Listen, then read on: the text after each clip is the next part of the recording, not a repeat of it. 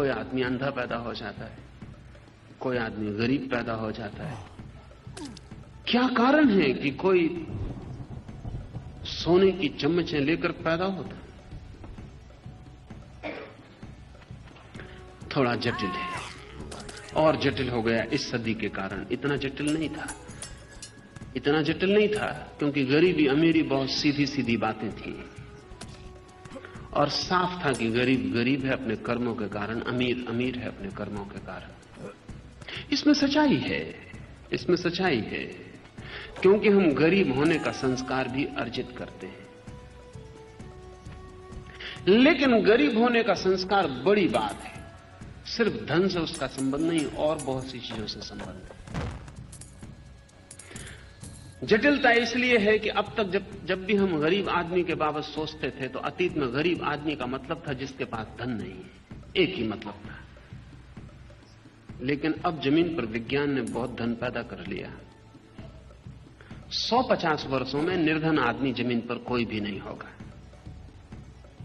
तब गरीब के नए अर्थ शुरू हो जाएंगे। गरीब नहीं मिटेगा, सिर्फ उससे धन का जो जोड़ था वो मिट जाएगा। गरीब के नए अर्थ शुरू हो जाएंगे। कोई आदमी बुद्धि में गरीब होगा, कोई आदमी स्वास्थ्य में गरीब होगा, कोई आदमी सौंदर्य में गरीब होगा। ध्यान रखें, धन तो मनुष्य जाति का इतने दिनों का जो श्रम है उसके परिणाम में सबको उपलब्ध हो जाएगा। लेकिन तब सूक्ष्मतम दरिद्रताएं प्रकट होनी शुरू हो जाएंगी। जब स्थूल दरिद्रताएं मिटती हैं तो सूक्ष्म दरिद्रताएं शुरू हो जाती। जब सबके पास धन बराबर होता है तो धन की तो बात समाप्त हो गई। लेकिन तब बुद्धि, प्रतिभा, गुण उनकी दीनता करने लगे। दरिद्रता बड़ा शब्द है, उसकी अभिव्यक्तियां बहुत हो सकती हैं। अब तक जो बड़ी से बड़ी अभिव्यक्ति थी वो धन की थी, भविष्य में जो बड़ी अभिव्यक्ति है वो गुण की होगी। लेकिन ये जारी रहेगा, क्योंकि हम अलग अलग कर्म से अलग अलग संस्कार अर्जित करते हैं। कुछ लोग दरिद्र होने की आदत लेके पैदा होते हैं, कुछ लोग समृद्ध होने की आदत लेके पैदा होते हैं। जो लोग समृद्ध होने की आदत लेके पैदा होते हैं उनको भिखारी भी बना के रास्ते पे खड़ा कर दो तो भी उनकी चाल में सम्राट की रौनक होगी। जो लोग दरिद्र होने की आदत लेके पैदा होते हैं, देखो बड़े बड़े महलों में भी बैठ के उनसे ज्यादा दरिद्र आदमी खोजना मुश्किल हो जाए। कंजूस आदमी वो है जो दरिद्र होने की आदत लेके पैदा हुआ है। धन भी उसके पास आ जाए तो उसको खर्च नहीं कर पाता।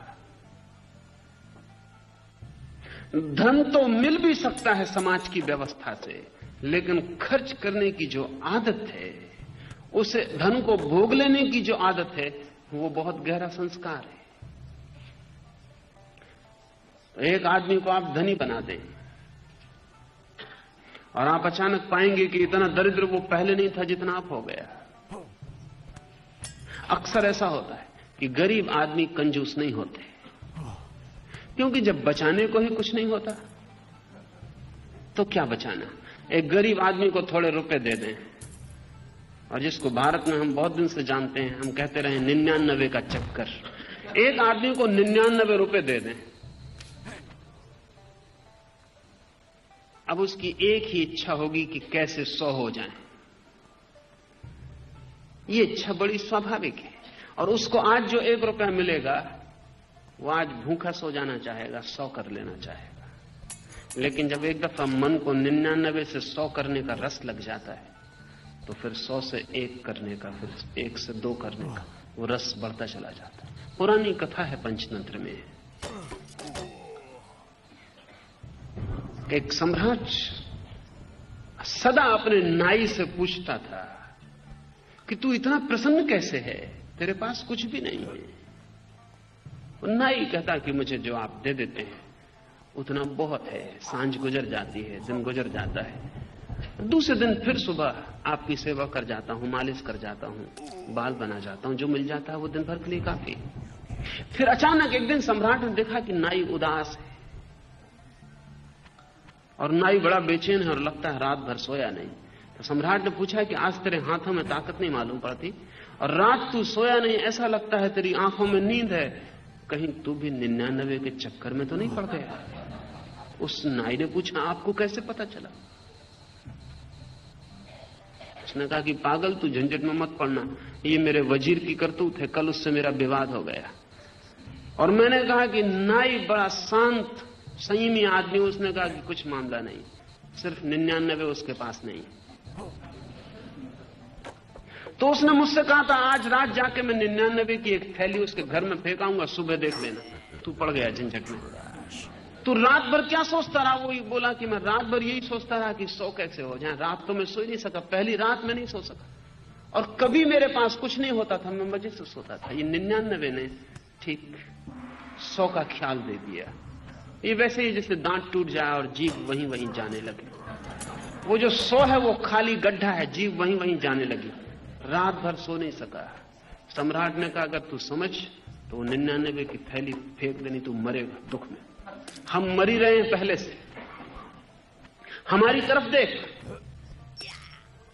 100 होने से कुछ भी ना होगा, 99 होना खतरा है, 100 होने से कुछ भी ना होगा। फिर एक दफा यात्रा शुरू हो गई तो तू मुश्किल में पड़ जाए। लेकिन उस नाई ने कहा महाराज एक दफा तो जीवन में मौका मिला, 100 तो कर लेने दें। लेकिन उस दिन के बाद नाई कभी सुखी नहीं हो सका, कोई भी नहीं हो सकता। होता क्या है, लोग आदत लेके पैदा होते हैं, परिस्थिति मौका बनती उस आदत के प्रकट होने का या रुक जाने का। धन अब तक परिस्थिति में कम था, इसलिए कुछ लोग गरीब थे, कुछ लोग अमीर थे धन के लिहाज से, और इस वजह से दूसरी गरीबियां दिखाई ही नहीं पड़ती थी। अब दुनिया मुसीबत में पड़ेगी क्योंकि धन की गरीबी परिस्थिति से मिटी जा रही है, मिट जाएगी, और तब आपको पहली दफा पता चलेगा कि और भी गरीबियां हैं जो धन से बहुत गहरी। वैज्ञानिक कहते हैं कि 5% लोग ही केवल प्रतिभाशाली होते हैं, केवल 5%। और ये प्रयोग हजारों तरह से किया गया और ये प्रतिशत 5 से ज्यादा कभी नहीं होता। इसे थोड़ा आप समझें, ये केवल मनुष्यों तक सीमित नहीं है, जानवरों में भी 5% जानवर कुशल होते हैं, शेष 95% से। जो कबूतर चिट्ठी पत्री पहुंचा देते हैं वो 5% कबूतर हैं, 95% नहीं पहुंचा सकते। और अनेक प्रयोग से ये बड़ी हैरानी की बात हुई कि 5% मालूम होता है कोई वैज्ञानिक नियम है प्रकृति में। जैसे कि 100 डिग्री पे पानी गर्म होता है, ऐसे 5% प्रतिभा होती है। पिछले वर्षों में चीन में उन्होंने माइंड वॉश के लिए, ब्रेन वॉश के लिए बहुत से प्रयोग किए लोगों के मस्तिष्क बदल देने के लिए। कोरियाई युद्ध के बाद चीन के हाथ में जो अमेरिकन सैनिक पड़ गए थे, उन्होंने लौट के जो खबरें दी उसमें एक खबर यह भी है। उन्होंने ये खबरें दी कि चीनियों ने सबसे पहले तो इसकी फिक्र की कि हम में प्रतिभाशाली कौन कौन है, और तब उन्होंने 5% लोगों को अलग कर लिया। अगर 100 कैदी पकड़े तो उन्होंने पहले 5 प्रतिभाशाली लोगों को अलग कर लिया। और चीनियों का कहना है कि 5 प्रतिभाशाली लोगों को अलग कर लो, 95 को बदलने में कोई दिक्कत ही नहीं होती। 5 को अलग कर लो, फिर 95 कभी गड़बड़ नहीं करते, कोई उपद्रव, कोई बगावत, भागना, कुछ नहीं। 5 को अलग कर लो, 95 के ऊपर पहरेदार रखने की भी कोई जरूरत नहीं। वो 5 हैं असली उपद्रवी। अगर वो 5 वहां रहे तो झंझटें जारी रहेंगी, भागने की चेष्टा होगी, बगावत होगी, कुछ उपद्रव होगा। और अगर वो 5 मौजूद रहे तो वो 5 जो हैं लीडर्स हैं, वो नेतृत्व है उनके पास। उनकी मौजूदगी में आप बाकी को भी नहीं बदल सकते, बाकी सदा उनके पीछे चलेंगे।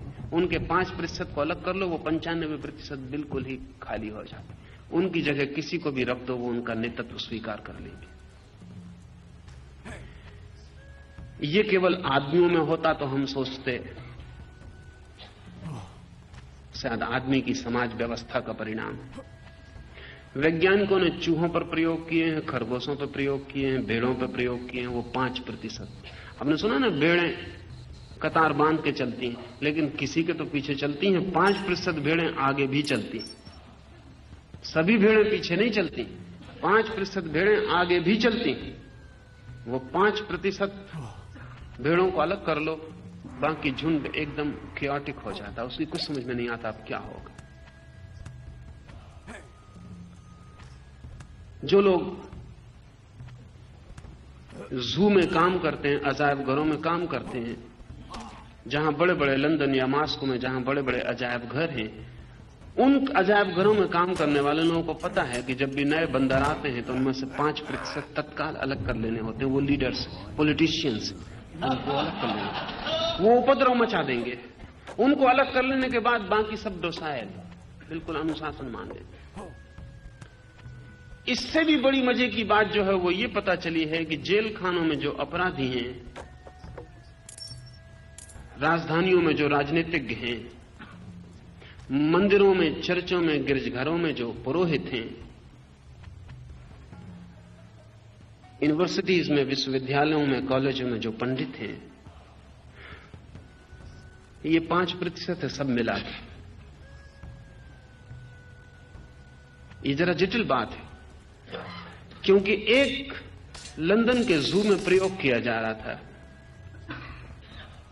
कि अगर बंदरों को ठीक से भोजन, ठीक से सुविधा, उनको कोई अड़चन न दी जाए, जगह दी जाए, तो वो जो 5% प्रतिभाशाली लोग हैं, वो बाकी शेष बंदरों को अनुशासित रखने में सहयोगी होते हैं, उनको गड़बड़ नहीं करने देते। वो 5% नेतृत्व ग्रहण कर लेते। अगर तकलीफ दी जाए, भोजन कम हो, सुविधा कम हो, अड़चन हो, तो वो 5% क्रिमिनल हो जाते हैं, अपराधी हो जाते हैं, और वो 5% बाकी को उपद्रव करवा के हड़ताल या कुछ न कुछ करवाते हैं। वैज्ञानिकों का यह कहना है कि अपराधी और राजनीतिक एक ही सिक्के के दो पहलू हैं। इसलिए आप कभी देखें, जब तक राजनीतिक ताकत में नहीं होता तब तक वो हड़ताल करवाता है, जब वो ताकत में हो जाता तब वो हड़ताल तोड़वाता है। बड़े मजे की बात। ये वही बंदर वाला नियम, उसमें कुछ फर्क नहीं है। जब तक राजनीतिक ताकत के बाहर है तब तक वो सब तरह के उपद्रव को क्रांति कहता है। जब वो ताकत में आ जाता, सब तरह की क्रांति को उपद्रव कहता है। जब वो ताकत में होता है तब वो कहता है कि लोग अपराधी हैं जो उपद्रव कर रहे हैं। जब वो ताकत के बाहर होता है तब वो कहता है कि लोग बगावती हैं, विद्रोही हैं। उसकी भाषा बदल जाती है। ताकत में आते से वो अनुशासन की बात करता है, और वो कहता है अगर अनुशासन रहेगा तो सुख शांति सब आ जाएगी। ताकत के बाहर कर दो कि वो कहता है बगावत चाहिए, क्रांति चाहिए। बिना क्रांति के कुछ भी नहीं हो सकता, क्रांति से ही सुख आएगा। लेकिन चाहे अपराधी हो, चाहे राजनीतिक हो, ये 5% ही है मनुष्य के पास। आदमियों को छोड़ दें, पशुओं को छोड़ दें, जिन लोगों ने वनस्पति पर बहुत जीवन भर प्रयोग किए हैं, वो कहते हैं कि अफ्रीका के जंगल में भी जो वृक्ष सारे परेशानी, संघर्ष को पार करके जंगल के ऊपर उठ के सूरज तक पहुंच जाते हैं, उनकी संख्या 5% है।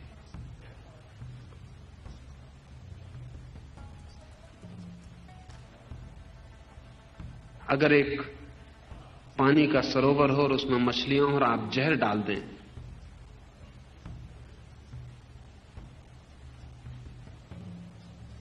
तो 5% मछलियां ही हैं जो उस जहर से बचने की चेष्टा करती हैं, बाकी तो राजी हो जाते।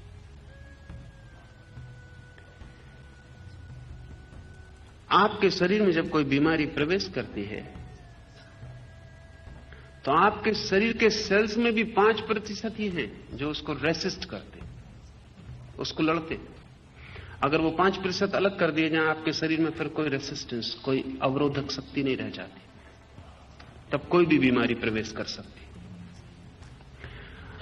गरीबी मिटानी बड़ी मुश्किल बात है, वो 5% किसी ना किसी अर्थ में अमीर होंगे ही।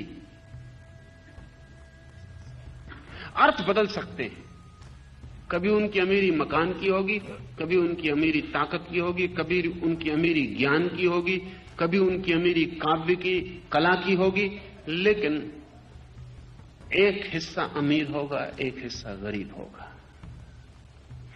गरीबी और अमीरी का यह संदर्भ अगर ख्याल में रहे तो समाजवाद या साम्यवाद से संस्कार और कर्म के सिद्धांत में कोई अंतर नहीं पड़ता है। हम बदल सकते हैं, परिस्थिति बदल सकते हैं, लेकिन व्यक्ति के भीतर की जो क्षमताएं उन्हें बदलना आसान नहीं। उन्हें व्यक्ति ही जब बदलना चाहे तब बदल सकता है।